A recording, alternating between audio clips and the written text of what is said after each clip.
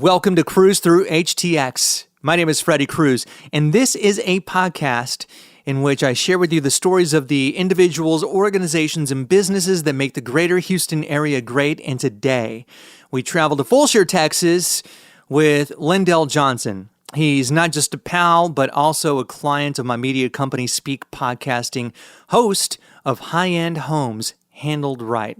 He's the owner of Real Property Management Luxury, a neighborly company. And during this episode, you can expect to learn some fun stuff about Lyndel. He is a retired Marine who was also a DJ in Japan. He's not Japanese. We talk property management. We talk about retiring and what led him to property management to begin with, and stuff that property managers and residents need to know. A fun conversation that you've got to check out and share with your friends and family from my website, cruisethroughhtx.com. And be sure to subscribe to his podcast, High-End Homes Handled Right, wherever you get your podcasts. Hi, I'm Ed Sheeran. This is Bruno Mars. Hey, it's Katy Perry. This is your man Flo Rida with Freddie Cruz. This is AJ Mitchell with Freddie Cruz. Freddie Cruz. Freddie Cruz. Tell you go pick Mr. 305 and you already know what it is. My name is Freddie, and it's time to cruise through HTX. Lyndel, one of the most fascinating things I've learned about you since working with you is the fact that you used to be a DJ in Tokyo, and you're not Japanese. You're right. I had it was an R&B station. Actually, it was an R&B show. It was called Late Night Love with LJ, and I try to copy like Quiet Storm. Okay. If you know, like the Quiet Storm radio show, they played in Los Angeles and in that market, and it went well. And it actually was in Okinawa. Did you speak Japanese? Not at all. Do you speak Japanese? No. So when I was in Okinawa, I was in the military at the time. Right. So the radio show was just, my side gig, I should say. And it was awesome. I ended up, everywhere I went for my job, we had an interpreter. Okay. So Japanese interpreter. So my job in the military would be the in-between. I used to be, talk to the media, the Japanese media, and I would always have an interpreter with me. Okay, it just sounds cool. It was a great time. My time in the military was amazing, but like everything comes to an end, and it was one of those things where it was time to retire and be a loving father that doesn't have to deploy all the time. Yeah. Okay, so were you deployed in Japan the whole time during your military career? Did you bounce around? Or? Yeah, so I bounced around. So I was in California for a lot of my time in the Marine Corps. And then that time in Japan was 2 years unaccompanied. So that means 2 years without your family. Once I finished that's when I went to Hawaii and I retired in Hawaii. And by the way, when you think of retire in Hawaii, you think of 65, 70-year-old man or woman or what have you. No, this guy doesn't even look a day over 20. But here we are. Yeah, it was amazing. I wanted to stay there longer. In Japan or Hawaii? In Hawaii, I should say. I wanted to live there. I mean, it was beautiful. Beautiful water. My family's from Jamaica, so the music that they listen to, it was they love reggae over there, and it felt like home. Cultural similarities. Absolutely. I had no idea. Yeah, it was great. It was great. But my parents live here in the Katy area, so because of that, we moved over here to be closer to them. Mm-hmm. I want to go back to something because the Radio Japan thing has just got me. I'm just like, because I'm a former radio guy, so I just love talking to former radio guys. How often was that? What was your show? Weekly, nightly? It was weekly. So It was Saturday night, and it was from 5 p.m. to 9 p.m., 4 hour show. Okay. And it was amazing because I didn't have to play commercials at all. So it was a straight music and getting call-ins, and I had no one telling me what I could and could not play. So it was a free for all. It was fun times, man. It was fun.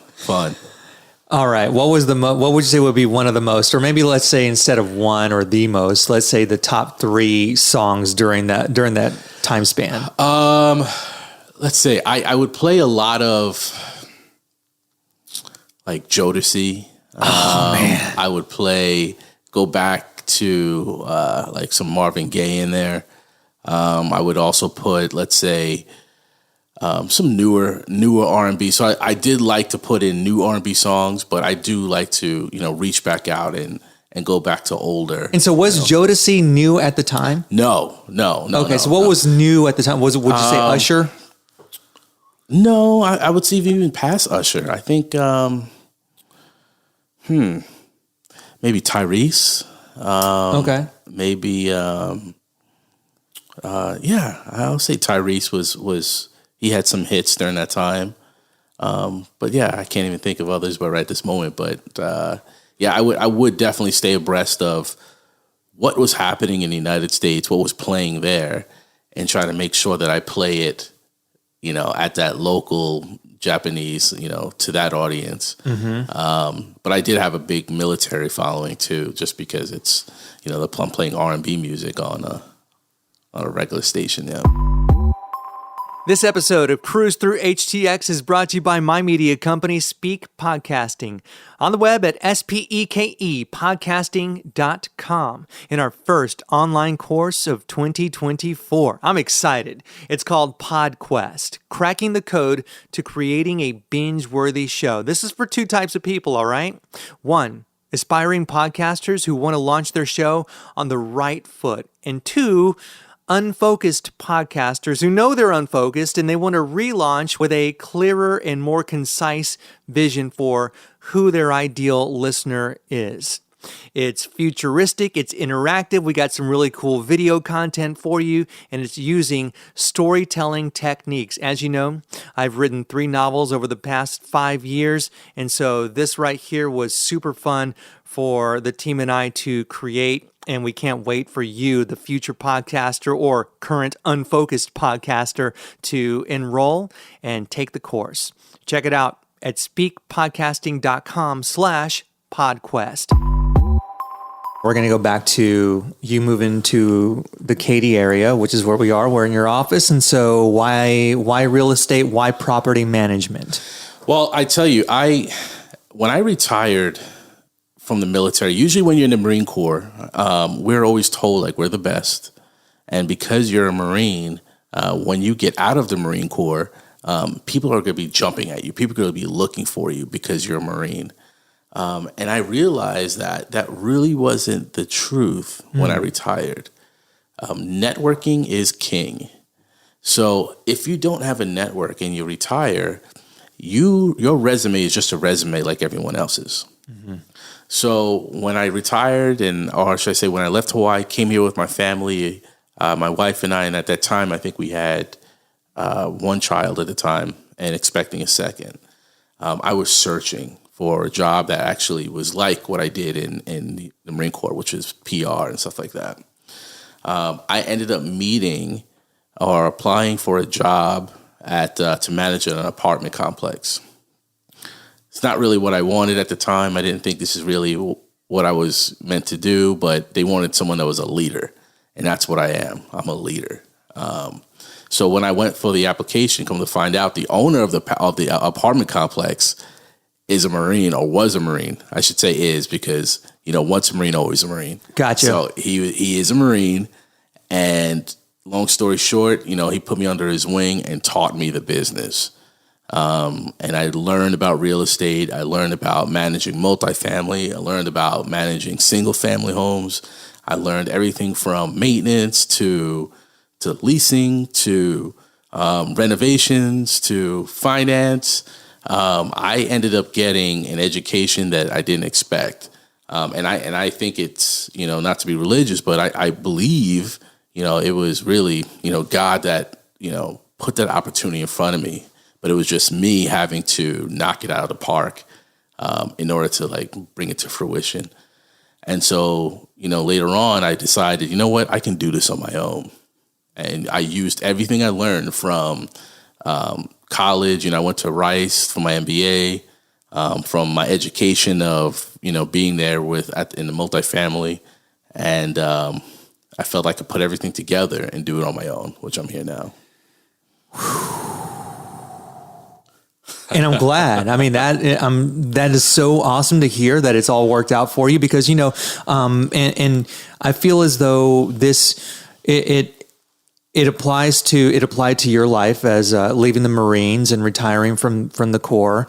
I feel as though it also applies to anybody who will be going through some sort of career change, or maybe even graduating high school where you're kind of the big fish in the pond, and then you come out and you realize just, oh wow, I'm a little fish in an ocean.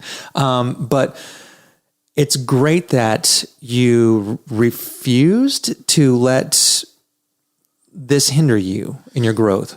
Yeah. Well, I think it was really because of my upbringing. My parents are immigrants that came from Jamaica. And when they came to the United States, they didn't have a lot of money. And they had this really push of, you can never fail, because we do not want to lose everything we're trying to build. So it was to the point where if I came home, for example, and I had an 80 on a test, that's like failing. I know that feeling. So it was, failing is not an option. And taking care of your family is the number one thing that you need to do. And oftentimes, your pleasure and your happiness, goes to the side as long as you push, in order to provide for your family. And so when I retired and I was sitting at home, I just couldn't sit at home and not do something. When I say retirement from the military, yes, you get a pension or you get, but it wasn't to the amount that I wanted to live, the level that I wanted to live for myself as well as for my family. I had wanted more. So sitting at home watching ESPN just couldn't last longer than a week or two. I had to do something else. Seems like it was hardwired. Absolutely. It's, even today as a business owner, I'm always on the go. Like I don't really sleep. Yeah, I don't. I'm always thinking of what needs to be done and how to get better. Mm-hmm, mm-hmm. Absolutely. And, it's funny because I like to listen to the business guys podcasts, the ones who are, the titans who are 10,000 steps ahead of me, not just a step ahead of me, but, 10,000 steps. And so there's a guy, I'm dating myself here. I'm 48 going on 49 this year. And there's a guy named Alex Hormozy who's in his early to mid 30s. Dude's worth like hundreds of millions of dollars. And I learned so much from this guy who could, let's face it, I'm old enough to be his dad. But it's as a business owner, it's cool to relax and unwind and enjoy some ESPN, maybe a Netflix binge. But, when you realize that you've got stuff on the line, like, taking care of your family, that's not nearly as important as it might have been when you were working like a cushy 9 to 5. Absolutely. And it goes a little bit more, it goes into it. I mean, I always say that I'm working my retirement. Every day I'm working my retirement. And I'm working on something that I can pass down to my kids one day if they decide to take it. If I can, my dream would be just that. Yeah. That I build my business, and I say plural, to the point where my kids can, after graduating from college, they can come in and take my seat, and I can go home and then really enjoy ESPN and golfing and stuff like that. And that is the dream. That is the dream for me, to have something built for them and as well as for their kids. That generational wealth piece is big. Yeah. And also sharing with them. And this is what's so cool about living in this time, Lyndel, is that our kids, and, mine are 18 and 19 because I'm an old man, but you've got little bitties. Right. And is that, in 10 years for mine, or in 20 years for yours, 30 years, whatever, that they're going to be able to see you, Dad, documenting all the stuff that you've done. It's on the internet, and you've got a podcast, and we're going to talk about that. And they're going, and, my kids are going to be able to see all the stuff that that I've done. And then think about this, in 50 years or 60 years, I'm obviously going to most likely not be on this planet, but future generations, like we're talking great grandkids, are going to see what we did. Assuming an EMP doesn't go off and destroy everything. But they're going to see what we did, and on their roughest day, they're going to be like, you know what? If they could do it, I can do it. So I'm going to get off my ass, and I'm going to go make something of myself. Right. Because I don't want to let that guy down. Right. And you're right. I think I'm able to provide a good life. I want you to say my wife and I provide a good life for our kids. But I want them to, although they have a great life, I want them to strive and be as hungry as I am. And like you're saying, or more. I want them to take, everything that's given to them and do a step further. And that's true success. And I shouldn't say just helping your family, but if you're able to employ people and have a team and, help their lives, that's even better. Yeah. And then you have kids, they have kids, I should say, and you look at them and you see them grow and you're like, man, that's it. You're providing for people. And that is something that, business owners get to feel. And that's a blessing. Oh, absolutely. As cool as it is to be able to, come Thanksgiving to go out and make a meal for whatever. And that is, it's a noble thing to do. On Christmas, you go and donate for Toys for Tots or whatever. And that's a noble thing to do.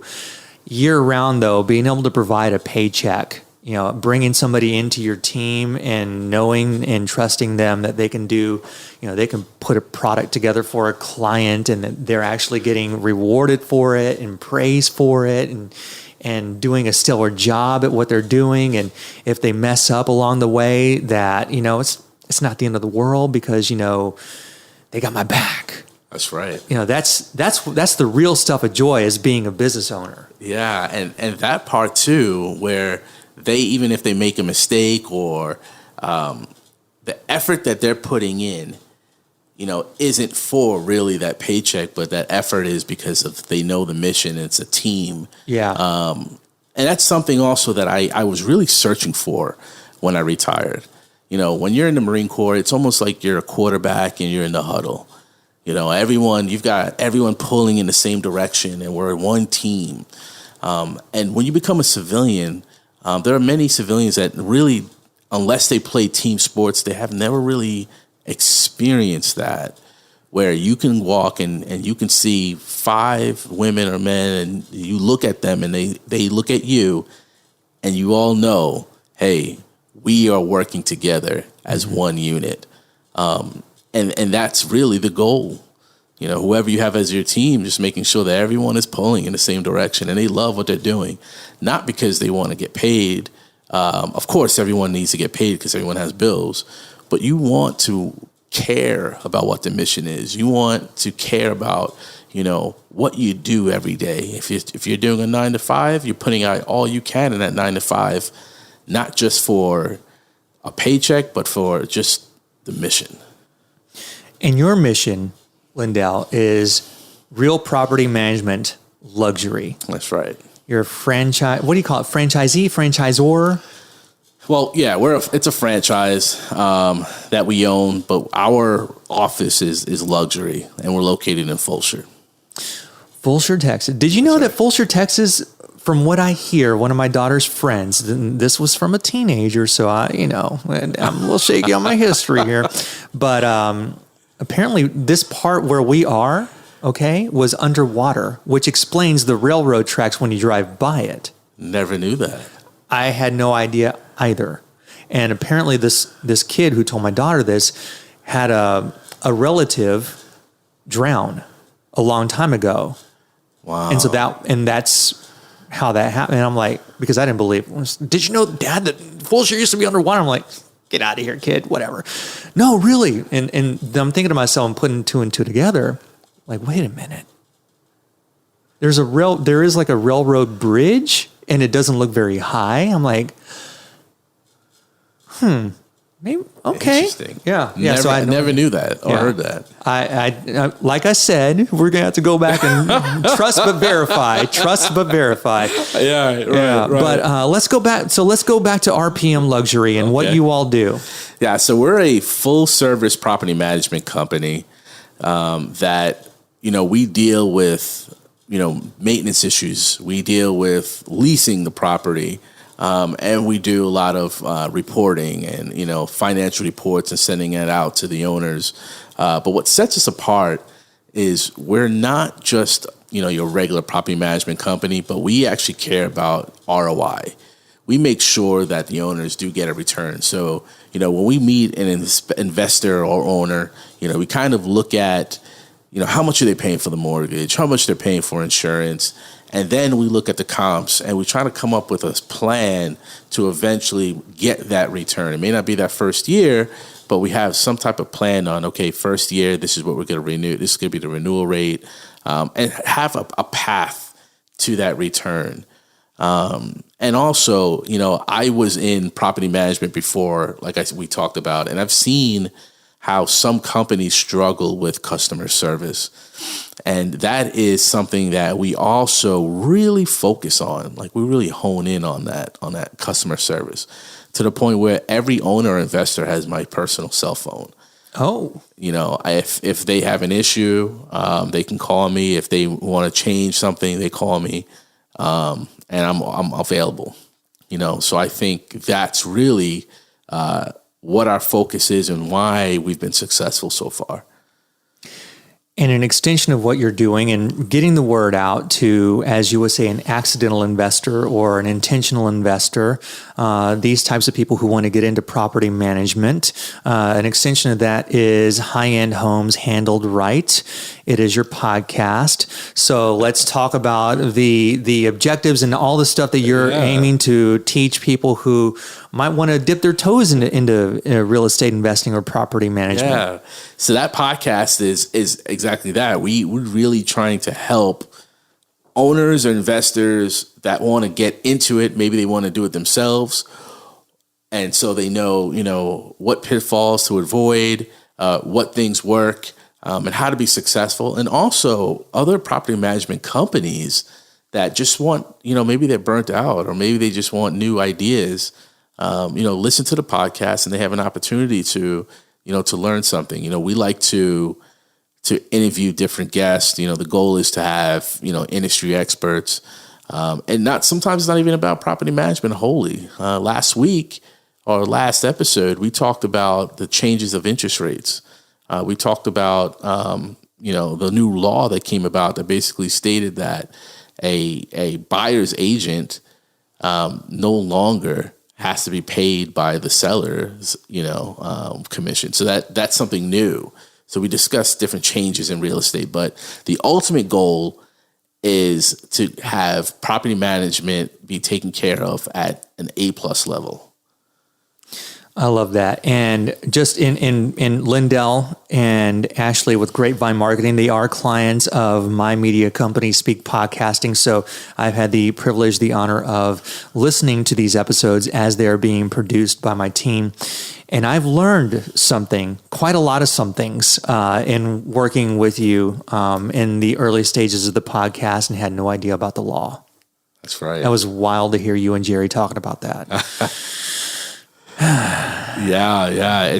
Things are going to be different. So let's back up. I'm sorry to interrupt. Talk about what the law is called, and then how it's, as we wrap up, how it is affecting buyers and sellers. Yeah. So once again, it's a law that came about. I believe it's going to be in July, late June, July, that the law is going to be taking effect. So before, if you are a seller, you want to sell your home.